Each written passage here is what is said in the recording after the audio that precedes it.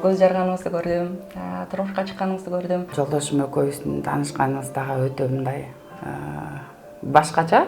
Көз биринчи жолукканда эле ошо менин адамым экенин түшүндүм. Кичине сүйлөшкөндөн кийин эле ошо үйлөнөм деди. Улуу 2 кызы бар болчу. Азыр ошо уулубуз өзүбүздө. Жолдошуңуздун азыр эми орток балаңыздар болуп калыптыр, э? Улуу бала сиздер менен чогуу жашап атат дейт. Ал кандай кабыл алды? Мен көбүнчө ошо сага байланганын бир себеби ошо атам, кайнатам менен ошо балабыз деп данчикти айтып калам да. Жолдошум болсо аябай эркек баланы күтүптүр да. Кыз болсо анейла деп коймокпуз. Анткени атайчик 2 жашынан баштап ошо садикке баргандан баштап мага анейла деген сестренка төрөп бересиң деп суранып калчу да. Баягы Асележан баласы арткомдо деле ойноп атат. Ошо минтип мага сунуп туруп, анан баягы жаман оюм жок элечи, мага да берип атат го деп минтип алайын десем, баласы барларга эле таратып атам деп туруп кийинки адамга берип кеткен да. Жолдошум аябай ыраазымын. Эртең менен сөзсүз жакшы уктап турдуңбу, жаным, жакшы эс алдыңбы, уйкуң кандайбы деп сурайт да. Ушул мен үчүн бир чоң нерсе да. Саламатсыздарбы, урматтуу биздин көрүүчүлөр. Сиздер менен кайрадан Айымдар подкасты. Бизге жакын өзүбүздүн жан дүйнөбүздүн сырын ача турган айымдарды ашканабызга чакырып, маектешүүнү сиздер менен биргеликте улантууга ар дайым даярбыз. Бүгүнкү биздин коногубуз Асель айым. Саламатсызбы? Саламатсыңарбы? Асель айым, сизди көпчүлүк эле баягы интернеттен, тиктоктон башыңызга түшкөн сыноодон улам тааныгандар да көп. Анан ошол сиздин алып барып аткан видеолоруңузду көрүп ар дайым ошол эженин жашоосу жакшы болсо экен, тагдырында бир жакшылык болсо экен деп карап турчумун да. Анан жакында эле сиздин ошол көз жарганыңызды көрдүм, турмушка чыкканыңызды көрдүм. Ошол чоң сыноодон кийин ошол жакшылыктарыңыз менен бөлүшсөңчү деп атайын конок кылып чакырып алдым да. Рахмат. Азыркы учурда эмне менен алек болуп атасыз? Жалпысынан айтып өтсөңүз. Азыркы учурда мен өзүм баягы көптөн күтүп, тиленип, суранып алган нерсе менен алек болуп атам. Бул бала багып, баланын түйшүгүнө берилип, бакытына малынып отурган кезим. Үйдө эле балам менен. Азыр ошо балаңыз жашооңузда пайда болгондон баштап, видеолоруңуздан карасам бир көзүңүздө нур пайда болгондой сезим болуп атат да мендечи. Анан эң алгач ошо сөздү башынан баштасак, жолдошуңуз менен кантип тааныштыңыз? Жолдошуңуз да ошол сизди сыноолоруңуздан кийин бир жашооңузга бакыт алып келген адам катары келди окшойт, э? Жолдошум экөөбүздүн таанышканыбыз дагы өтө мындай башкача. Эмнеге башкача деген, мен буга чейин турмуш кургам, баарына белгилүү. Анан ошо балалуу боло албаганын себебинен ал адам ошо башка айымды тандап, башка айым менен кеткен да. Анан ошо көптөр Асель эже, жолдошуңуз кайда деп ошо инстаграмдан кечке жазып сурай бергенден мен эмнеге ажыраштым деген видео чыгаргам. Анан ошо жолдошум ошол видеону карап отуруп анан бир жактырып калыптыр да. Анан мага жазат, мен сизди түшкү тамактанууга чакырсам болобу деп. Анан жок деп дароо эле жоопто ошондой кылып жазып неметип атсам, ошо өзү улам сөзгө тартып, ушинтип анан таанышып, сүйлөшүп калдык. Ошо экөөбүз биринчи жолукканда эле ошо менин адамым экенин түшүндүм. Потому что өзүнүн алып жүргөн сапаты, өзүнүн көп жакшы жактары бар да. Анан ошо дароо ичимен менин адамым экен деп күттүм өзүнөн бир чоң кадамды. Анан ошо кичине сүйлөшкөндөн кийин эле ошо үйлөнөм деди. Айтып атсаңыз, сиздер тагдырлашсыздарбы? Жолдошуңуз мурун үйлөнүп ажырашкан? Ооба, жолдошум мага чейин турмушу болгон, бир уулу, 2 кызы бар болчу. Азыр ошо уулубуз өзүбүздө, кичинекей кыздар болсо мамасы менен. Канча убакыттан кийин эле сизге үйлөнүүгө сунуш жасады? Экөөбүз чогуу баш кошуп, 3 күндөн кийин айткан. 3 күндөн кийин айткан. Анан мен дароо макул боло алган жокмун. Экөөбүз сүйлөшүп, деп чөйө берчүмүн. Анан мага ошо өзү айтып калды, мындай жүрө берсек болбойт. Сен менин адамым экенсиң, мен дагы бири бирибиз менен мамилебиз топ келишип атат. Эч нерсеге карабай эле мага ишенип, жаңы жашоону баштап кетпейлиби деди. Анан макул болдум. Жолдошуңуздун азыр эми орток балаңыздар болуп калыптыр, Угуу бала сиздер менен чогуу жашап атат дейт. Ал кандай кабыл алды сизди?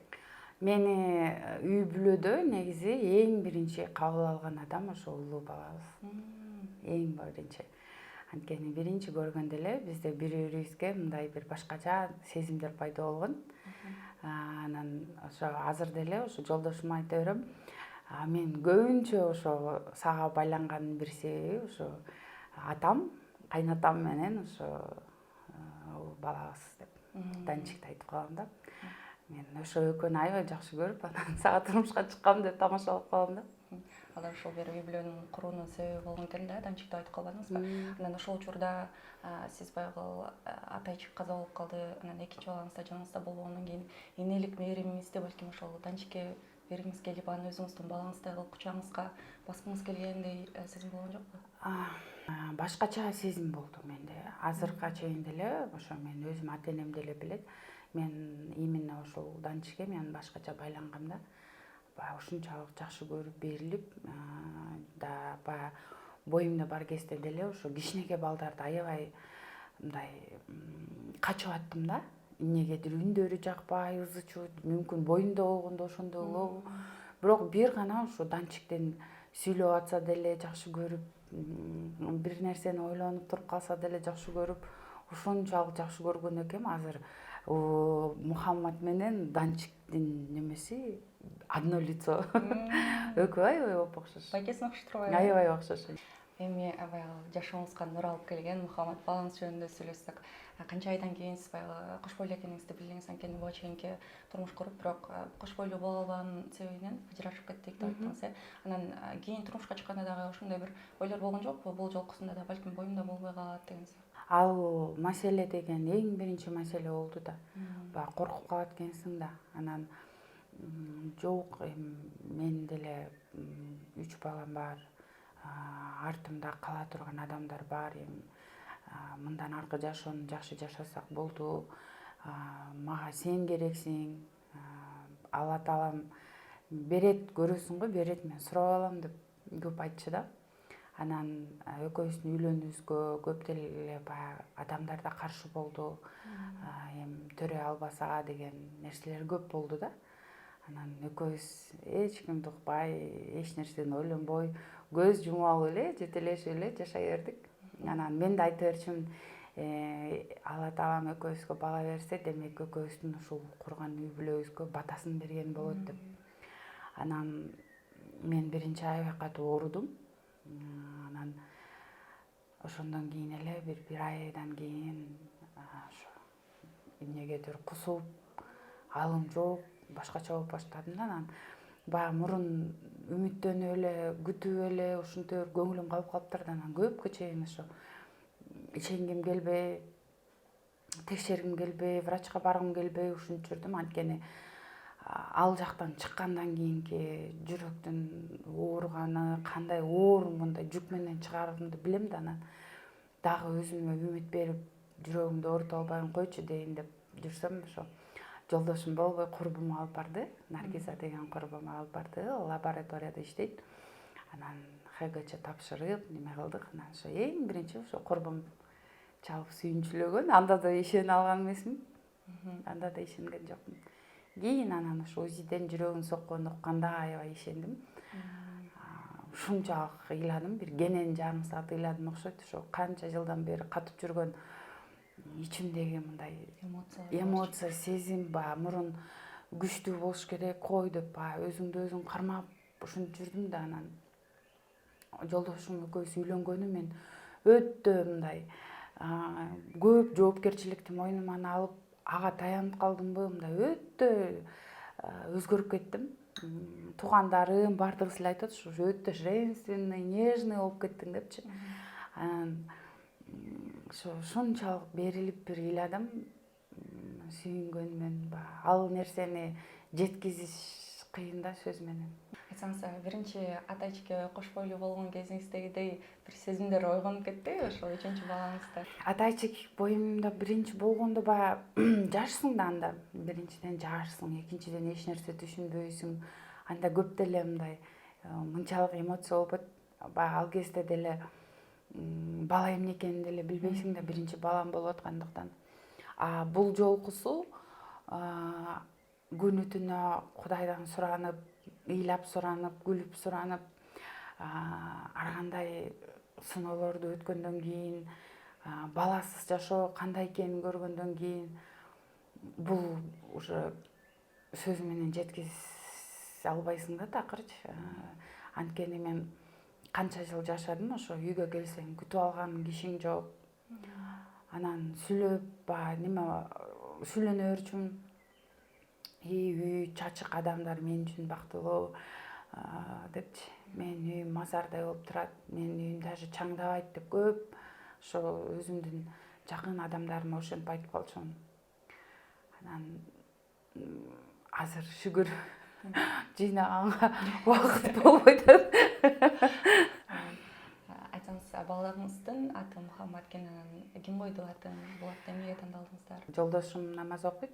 Анан ошо намаз окуганда түн ичинде ошо тахажжуд намазга тургузуп айта берчү да, жаным келсе намаз окубасаң да мен артыма туруп колуң алакаң жайып дуа кылып тур, экөөбүз сурайбыз деп. Анан баягы уйкусунун ортосунда бүгүн сен өзүң сурай берчи, мен эртең кошулайынчы деп койчумун да. Анан мен өзүм сурап алам, анан кийин ыйлаба деди да. Анткени мен кыз деп тилене берчүмүн да. Анан жолдошум болсо аябай эркек баланы күтүптүр да.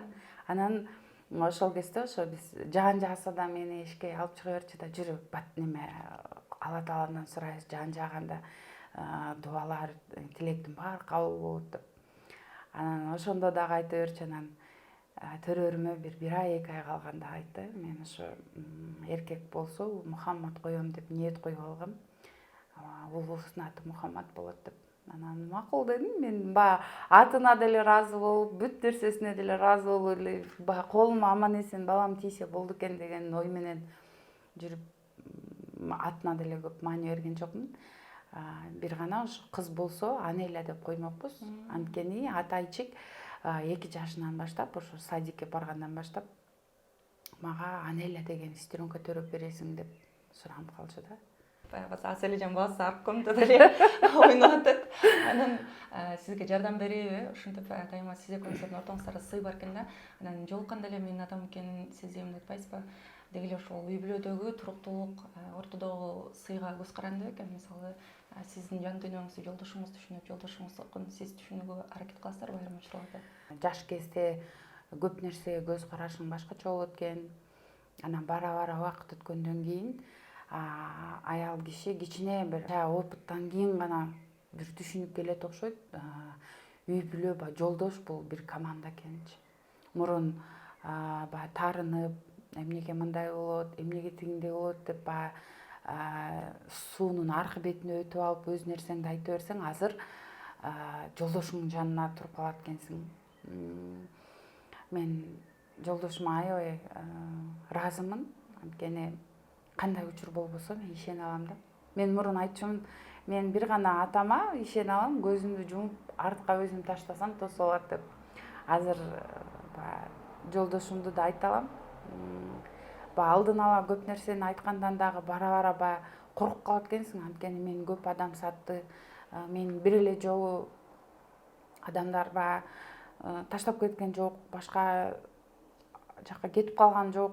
Анан убакыт менен мындай коркуп неме кылып калат экенсиң да, ишене албай, дагы эмне болуп кетет деп. Анан азыр баягы жолдошумдун мамилеси, баягы кыз өзүнүн атасына окшош адамдарды издейт го. Мен ошо өзүмдүн жолдошум көп ошо папама окшош турам да. Муну даже менин мамам айтып калат.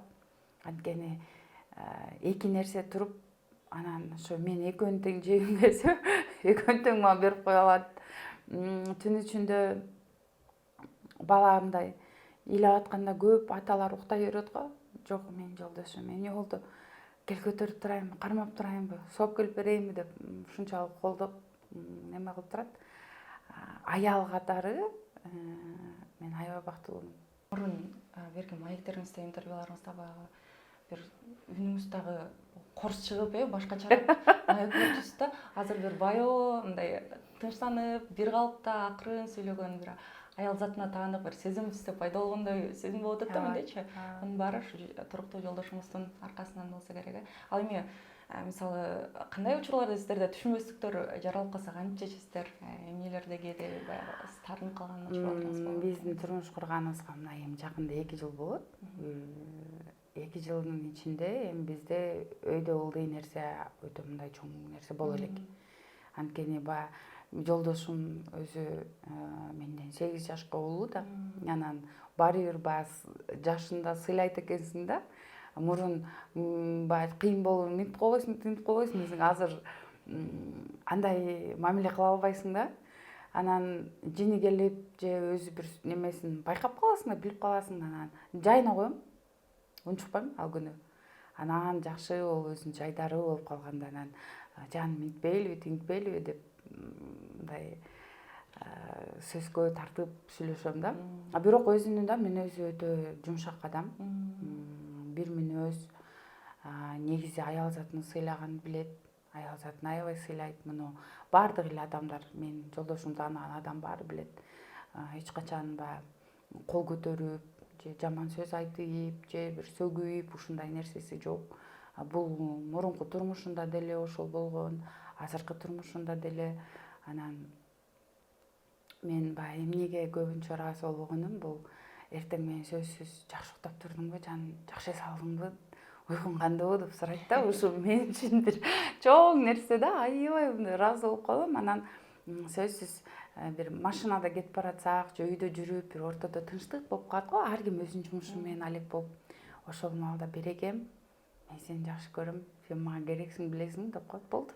Мен өлө алтын тагынып, укмуш кийим алып, бир укмуш болгондой сезимдер болуп калат. Анан кантип мындай түшүнбөстүк же уруш кантип болот, ошондой ортодо жылуулук болуп атса, тамак жасап атсам, баласын көтөрүп алып жанымда туруп берет. Мындай кылбайлыбы, я, мамаң не кылып атат, я, деп мындай өзүнүн эле бир кызыкчылыгы менен жүрө бербейт да. Ошонусу жагат. Анан дароо аябай үйгө шашкан жагат.